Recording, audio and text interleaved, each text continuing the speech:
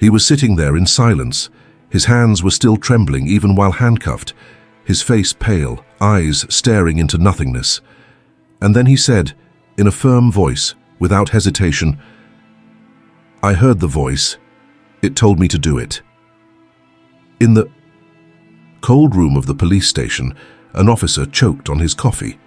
Another noted it down on paper, not quite understanding what he had just heard. The crime was barbaric, without explanation.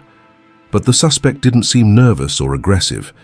He seemed at peace, as if he truly believed there was no other choice. This wasn't just a murder. It was the beginning of a deadly secret, a mystery where the mind, truth, and madness walk hand in hand. Have you ever imagined someone committing a crime because of a voice that only they could hear? A voice that whispers at night, that gives orders, that promises protection or threatens punishment. This true story, which you will get to know now, goes beyond ordinary crime. It dives deep into criminal psychology, auditory delusions, and the darkest corners of the human mind. A place where the line between guilty and innocent blurs, and silence hides wounds that never healed. The strangest thing about this case isn't the crime, but the reaction of the one who committed it. No remorse, no escape, just a disturbing certainty that he did what needed to be done. And you will notice something even more unsettling. Justice might have judged the body, but it never understood the mind. What you are about to uncover may surprise you, because maybe, just maybe, he was telling the truth. What if that voice was real? What if that order didn't arise from a delusion, but from something or someone that is still out there? Throughout this investigation, we will open confidential reports, listen to psychiatric evaluations, and reveal details ignored by the press and the court. Nothing here is superficial. Our focus is to understand the mind behind the crime, to bring to light the signs that have been neglected, the patterns that repeat in so many other cases, where the aggressor was also, at the same time, a victim. We will talk about mental disorders, psychological influence, psychotic symptoms, and the burden that society places on those who already carry a war inside their own heads. But before we proceed, think with me. How far do you trust your own mind? And what if suddenly it started to deceive you, or worse, what if it was trying to warn you about something that no one else could see? Stay with me until the end, because this case is not just about crime. It's about silence, fear, and a question that still haunts us today. Who was really in control? We will also discuss the childhood of the accused, clinical tests that defied logic, and a mysterious testimony that vanished before the trial. Now I want to take you back to the beginning of it all, where the first voice emerged, and with it, the first step into an abyss that perhaps never had a bottom. He said that the voice always came from the same place, as if it were positioned behind his neck, in a cold whisper that sent chills to the bone. It never screamed, it never forced, it simply ordered calmly, a calmness that, according to him, was worse than any shout. The most curious thing is that, for the doctors, he did not present the classic signs of a psychotic episode. No agitation, no expression of confusion. His speech was linear, his emotions seemed real, and the details too precise for someone who would merely be imagining. This raised a question that still divides experts today. What exactly defines the boundary between madness and lucidity when the delusion seems to make total sense to those experiencing it? In criminal psychology, this phenomenon is known as auditory delusion. It's not just about hearing disconnected sounds or voices, but about living under the constant influence of something that seems totally legitimate to the person's brain. And the most frightening part is that this kind of symptom can occur in someone who, until recently, led an apparently normal life. It can be triggered by trauma, extreme isolation, abuse, or even an invisible break in brain chemistry, something that is not seen but felt with full force. At this point, the mind collapses, but without showing visible signs. Like a house with an intact facade, but with its internal structure already corroded. It's as if reality were a cracked mirror.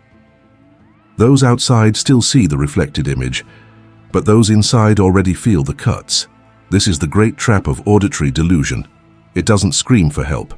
It convinces, seduces, dominates, and the individual often doesn't realize they are being guided by a mental construct. The voice can take on familiar forms, a deceased relative, an authority figure, even a religious presence. And when it becomes constant, the brain stops questioning and begins to obey, because repetition creates belief, and when the mind believes, the body acts. Now I want to go even deeper into this subject, because understanding what happens inside the minds of these individuals is more than a theoretical exercise. It's a journey into the fragility of our own perception. The line between sanity and imbalance is much thinner than we imagine. In cases like this, what seems monstrous at first glance may actually be a result of years of emotional neglect, untreated traumas, and hidden truths that no one wanted to hear. When someone's internal reality clashes with the external world, who decides what is real? And here is a subtle yet important invitation. Write in the comments, "The mind deceives more than it seems." If you also feel that sometimes what looks like madness might have a logic that we don't fully comprehend yet. He grew up in silence. Not the calm silence of someone finding peace in solitude, but the kind of silence that weighs, that hides muffled screams inside. His childhood was marked by absences of affection, care, and understanding. His father left too early, and his mother sank into a cycle of depression and neglect. At school, he was the strange boy. He didn't speak much, didn't respond to provocations, just lowered his head and faded into the corners of the playground. Some teachers noticed the withdrawn behavior, but no one did anything. It was easier to label than to try to understand. And he learned from a young age to disappear in the crowd, invisible even to those who should have protected him. The first signs were there. Strange comments, notebooks filled with scary drawings, conversations with someone no one could.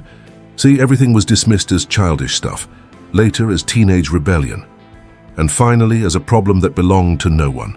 But the hidden truth is that he had been crying out for help in ways the world never learned to listen. With each passing year, the isolation grew, and with it, so did the presence of that voice he claimed to hear. A presence that, unlike real people, did not judge him, did not abandon him, and offered, in its own twisted way, a kind of protection. We tend to want clear culprits, neat stories, quick solutions. But this case messes with all of that. Because when you observe the behind the scenes of this young man's life, you start to realize that he wasn't born a monster. He was shaped in abandonment, exclusion, and complete absence of opportunities for transformation. He is not alone.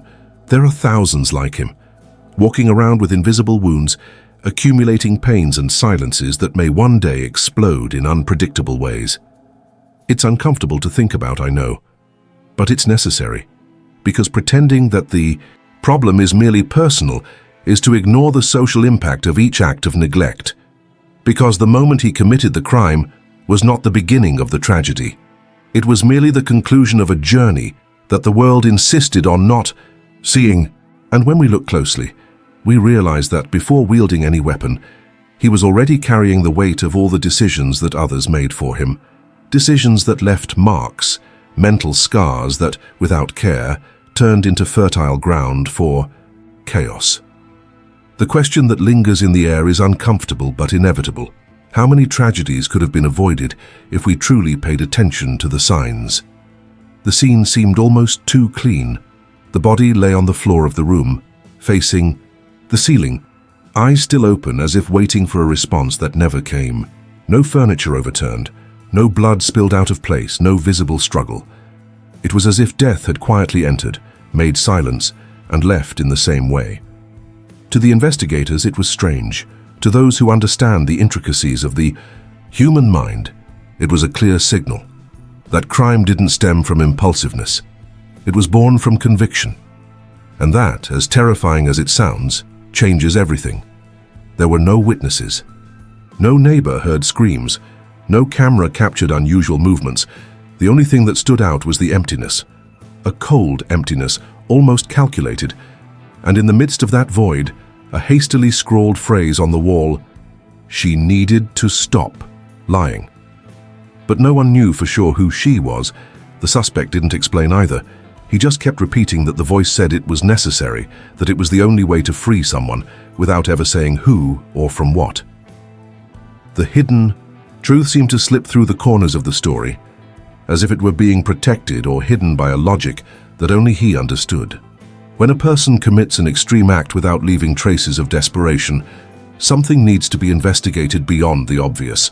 It wasn't just about physical aggression, it was a message, a note carved in silence, as if, for him, the act was symbolic.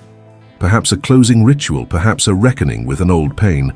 The most unsettling part is that even under pressure, he showed no remorse.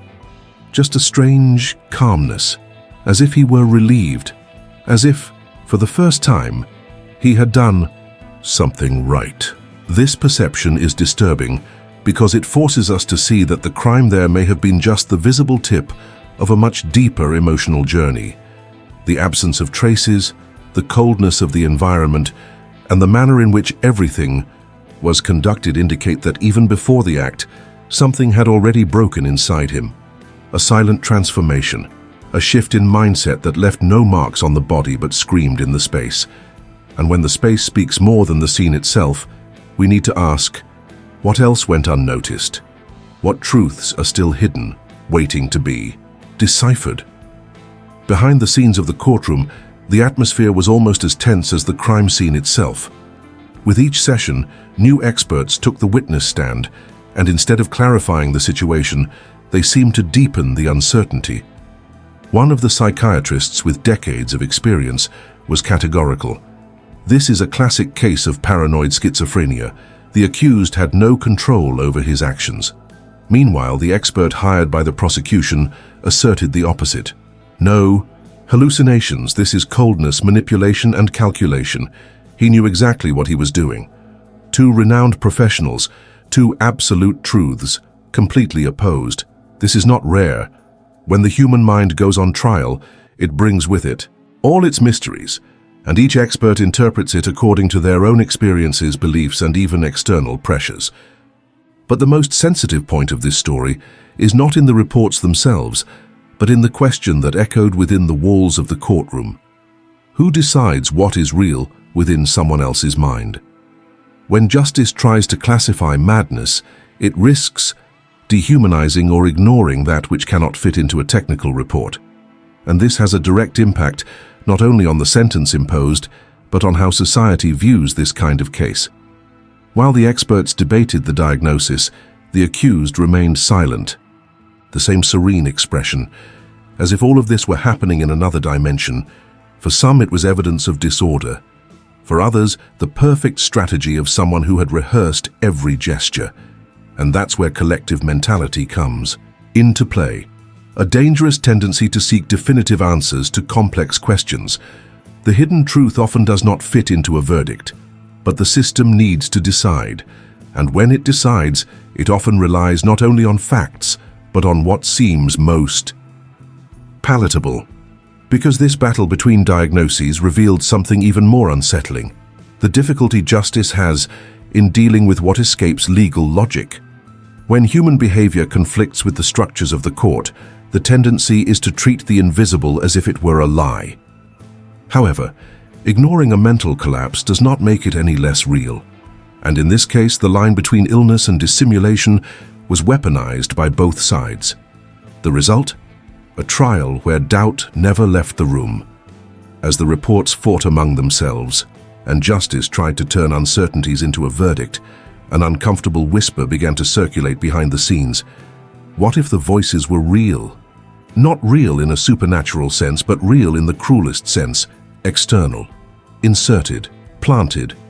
A theory that started as a whisper, but soon gained traction among some investigators and behavioral experts. Perhaps he wasn't just hearing imaginary voices. Perhaps someone at some point took advantage of his vulnerability to manipulate his mind. The question completely shifts when we stop looking solely inside the accused's head and start investigating who might have entered it. Cases of extreme psychological abuse, especially during childhood and adolescence, can leave such deep scars that the victim begins to doubt their own reality.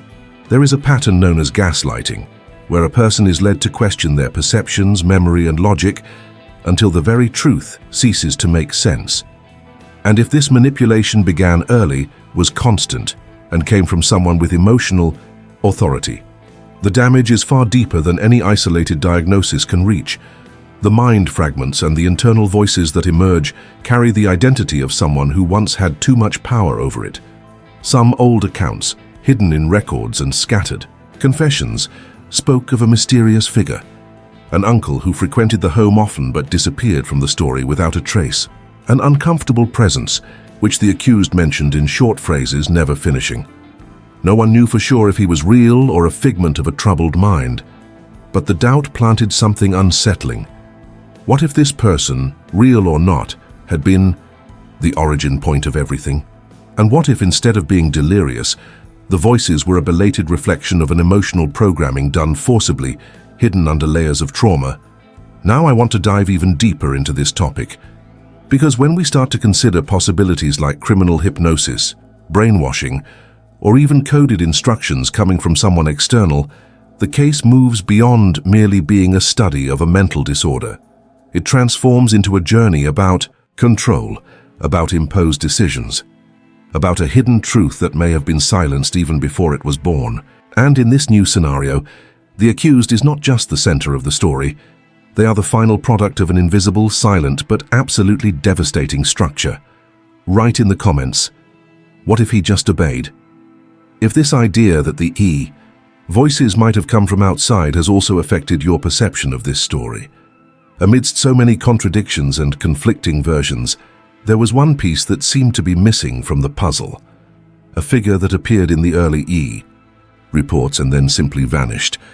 We are not talking about a direct suspect, nor an intimate family member, but someone who frequented the edges of the accused's life with discreet regularity. Neighbors described him as too present for someone not in the family. A distant friend of the mother, perhaps a co-worker, perhaps a former tenant, no one knew for sure. But what caught attention was that during the initial testimonies, this name came up more than once, and then never again. No formal record of an interview, no mention in the records, no confirmed presence in court. The name was whispered, by some but always without details. Even the neighbors who mentioned him, when asked again, claimed not to remember correctly.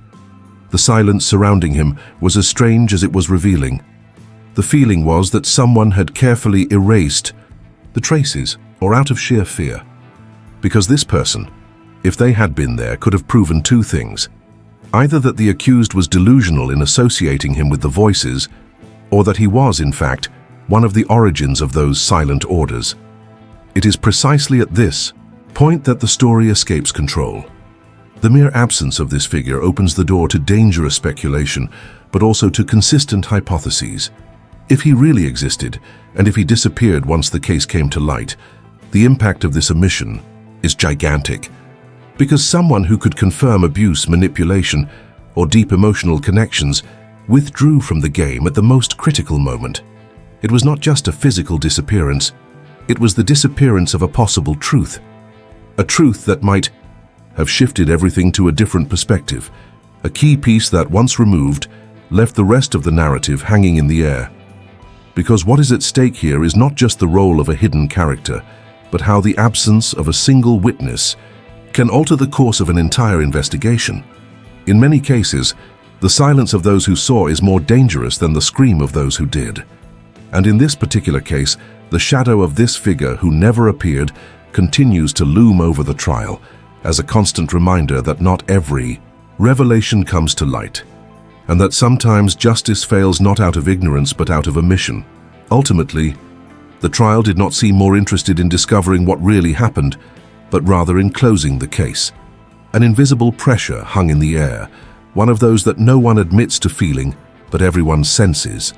The media demanding answers, public opinion insisting on punishment, and a system tired of stories that don't fit into reports. When questions are too big and the answers are uncomfortable, the solution tends to be one: simplify, reduce an abyss to a verdict. The problem is that in this process, justice does not seek the truth, it seeks the guilty. Even if the truth remains trapped in silence, the prosecutor insisted on the narrative of coldness, The judge seemed impatient with the discrepancies among the psychiatrists. The jurors, confused, ended up doing what many people do in the face of the unknown, clinging to what sounds most logical, even if shallow. The image of a cold-blooded killer is easier to digest than that of a sick mind, manipulated or traumatized since childhood. The former is frightening but allows for punishment. The latter requires listening, empathy, time, and time is not something the system is willing to offer when everything around demands haste. This case turned into a clear example of how justice sometimes chooses not to listen, not out of malice, but out of convenience, because admitting that perhaps the blame is shared between the individual and the environment, between the mind and society, is to open space for a transformation that many are still unprepared to make. The impact of this goes beyond the sentence imposed. It affects how we deal with broken people, poorly told stories, ignored signs, and the most painful part, it affects future victims who might have been saved had that hidden truth been genuinely listened to. Because when the system's hurry swallows the complexity of a story, it also swallows the chances for learning. In this case, the silence of doubt was buried along with the verdict. But those who follow closely know there are questions that continue to echo even after the gavel strikes, and there are pains that ignored return under other names in other people, repeating the same cycle that no one truly wanted to confront. This was not the only case. In a neighboring country, a 22-year-old man was sentenced to life in prison after confessing to a crime he would later discover he never committed. He was not violent, nor did he have a prior run-in with the law, but he claimed, with conviction, that he deserved punishment. It was only after psychiatric reports were reopened that it became clear. He was suffering from a delusional disorder and deeply believed he had blood on his hands. The voices that had accompanied him since his teenage years convinced him of his guilt, even though he had never even touched the victim. By the time the truth emerged, it was too late. He was destroyed inside. The system had punished a ghost. In another city, a woman was forcibly institutionalized after being accused of trying to poison her child. Conflicting reports, inconclusive tests, and behavior described as strange were enough for the justice system to act swiftly. Years later, after new professionals got involved, it became clear that she was suffering from severe paranoid schizophrenia, but had never posed a real danger. She did not need a cell, she needed care. The wrong decision robbed her of her family, mental stability, and dignity. Cases like this happen more often than one might think, hidden behind hasty decisions, misinterpreted diagnoses, and a silence that no one wants to break. These stories are not exceptions. They are symptoms of something larger, a culture that still fears what it does not understand, that prefers to isolate those who think differently, who feel too much, who act outside the expected norm. And what frightens most is realizing that these failures do not happen only to strangers. What if it were you? What if it were your child, your sibling? It's uncomfortable to imagine, I know, but this is precisely where the importance of discussing it lies, because ignoring the problem does not prevent it from happening again. On the contrary, it keeps the cycle spinning, among ignored diagnoses, misunderstood minds, and lives ruined before they have even been heard. Understanding these cases is not just about justice or psychiatry, it is about social transformation. It is about how we treat others when they disconcert us. It's about the decisions we make when the truth isn't clear, and the courage to admit that we will not always know everything. But even so, we need to choose with humanity, because the impact of these stories goes beyond the courts. It touches our way of seeing invisible pain, silent guilt, and the cries for help that never reached our ears. The case was closed in, the courts, the records filed, the sentence served. But there is something that continues to pulse behind the cold pages of the trial. A question that resists time, like a wound that won't heal. Because no matter how much justice put an end to it, the truth never came to light. The silence surrounding this story does not sound like relief, but rather like a poorly placed weight on something that still demands attention. The discomfort is inevitable. And what if, deep down, we are all wrong? Throughout the trial, the Defendant repeatedly uttered the same phrase with disturbing calm. I heard the voice. It told me to do it. At first it sounded like madness, then like strategy. But the more it was investigated, the harder it was to fit that conviction into a simple box. What if it wasn't hallucination? What if it wasn't deceit? What if it was in fact an internal reality shaped by years of trauma, manipulation, or abandonment? A construction so concrete within his mind that to ignore it is like turning one's back on a truth that bothers, but might just be the only real explanation. Justice needs clarity. It needs to define right and wrong, innocent and guilty. But the human mind rarely offers such simplicity. Yes, the case remains filed, but what it represents continues to live on. In the hallways of overcrowded psychiatric institutions, in schools that do not listen, in families that do not see. It is about the impact of the decisions we make when we are not willing to deal with complexity, and about the risk of transforming a human being into a label solely to silence what we cannot comprehend. Now I want to dive even deeper into this subject because this story does not end with a verdict. It echoes, provokes, and challenges how we understand responsibility, sanity, and truth. What if we are truly wrong? What if that voice and the one that commanded, that guided, that whispered was not created by delirium but by pain, by someone, by something? He heard voices, but he swore they were real. What if they truly were? It is this question that cannot be silenced, and perhaps it never will be. If this video has kept you here, it's because this case has also affected you. Comment below. The gesture left me in doubt until now, if you were also impacted. Leave your like if you want more videos like this, and subscribe to continue exploring the darkest mysteries of the human mind, with depth, respect, and that gaze that goes beyond the obvious. Oh, and there's a story about a man who died without saying anything, leaving only a warning that nobody expected. You can't miss that one. Stay with me for that other story that will surprise you.